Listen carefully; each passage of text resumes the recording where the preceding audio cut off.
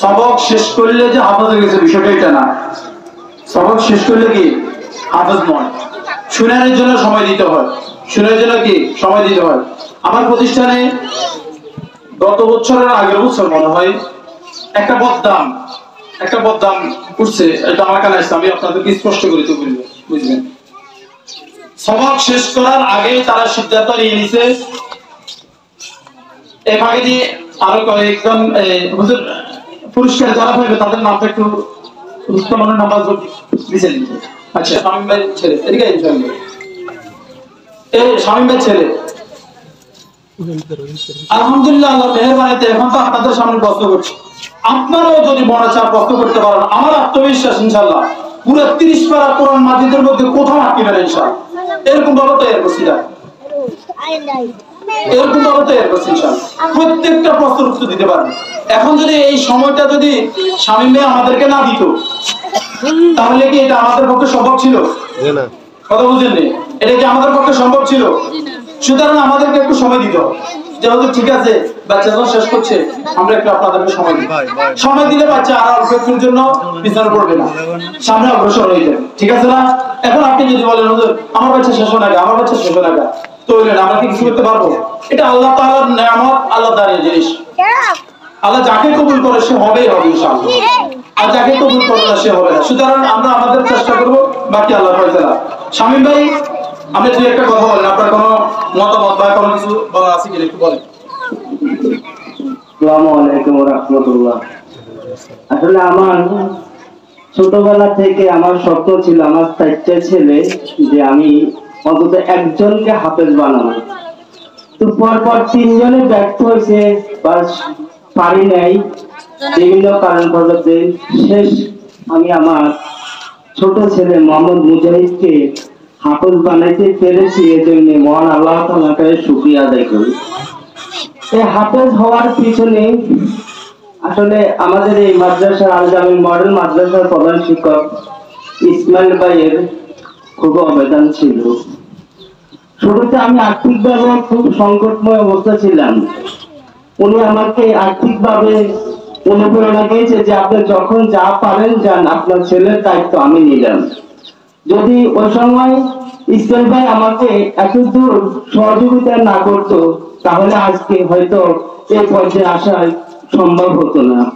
আমি ওনার কাছে কৃতজ্ঞ, আর মহান আল্লাহ তাআলার কাছে শুকরিয়া আদায় করি। আল্লাহ যেন এই মাদ্রাসার সকল ছাত্রদের কবুল করে নেয়। আসসালামু আলাইকুম ওয়া রাহমাতুল্লাহ। ওয়া আলাইকুম আসসালাম। তো সকালে দোয়া করবেন ইনশাআল্লাহ।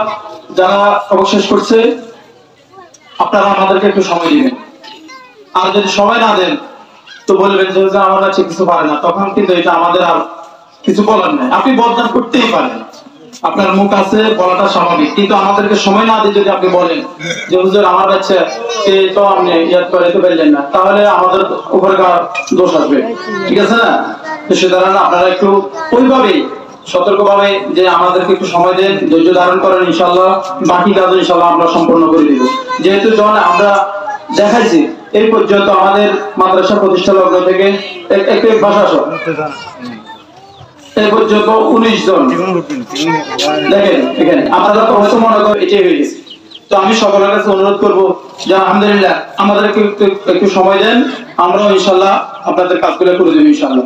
এর এক বিষয় দ্বিতীয় হচ্ছে যে আমাদের আগামী ডিসেম্বরের 1 তারিখ থেকে আমাদের মাদ্রাসায় নুরানি বিভাগে, এফএস বিভাগে প্লে থেকে 3 শ্রেণী পর্যন্ত ইনশাআল্লাহ ছাত্রছাত্রী ভর্তি চলবে 1 তারিখ থেকে। তবে এখানে একটা বিষয় হচ্ছে যে আমরা প্রতিশ্রুতিবদ্ধ আপনাদের কাছে, কি আমরা প্রতি শ্রেণীতে 25 জনের বেশি কোনো ছাত্র ছাত্রী নিব না। এটি স্পষ্ট আগে বলছি, এখন বলতেছি 25 জনের বেশি। প্রথম জমাতে মনে হয় 8-10 জন, শিশু জমাতে 8-10 জন শর্ট আছে, মানে এরকম আমরা সীমাবদ্ধতার ভিতরে। অনেকে আসে আমাদেরকে জন্ম নিবন্ধন কার্ড জমা দিয়ে গেছেন আলহামদুলিল্লাহ, তো ওনাদেরটা এখন পালন, অনেকে আসে জমা দিয়ে গেছে। আবার অনেকে বলে গেছেন যে হুজুর আমারটা ঠিক থাকতে হবে, আমারটা ইনশাআল্লাহ রাখবেন।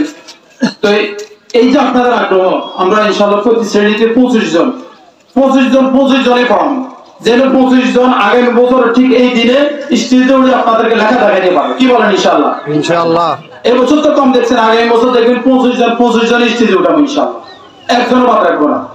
যে একজনও দেখাই আর বাকি আলাদা করে সবাই এখন না এখানে সবাইকে এখানে আনি তারপরে ইনশাআল্লাহ দেখাম।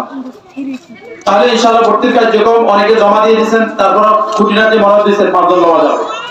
যদি আপনাদের কারো বাচ্চা আশেপাশে এখানে থাকে ইনশাআল্লাহ আপনারা নিয়ে আসবেন। আমরা ভালোভাবে পড়ানোর জন্য সবক শুরু হবে আমাদের জানুয়ারি 1 তারিখ থেকে। 1 তারিখ থেকে মাদ্রাসা নতুন সবক আরম্ভ হবে। সুতরাং আপনারা কেউ দেরি করবেন না ইনশাআল্লাহ।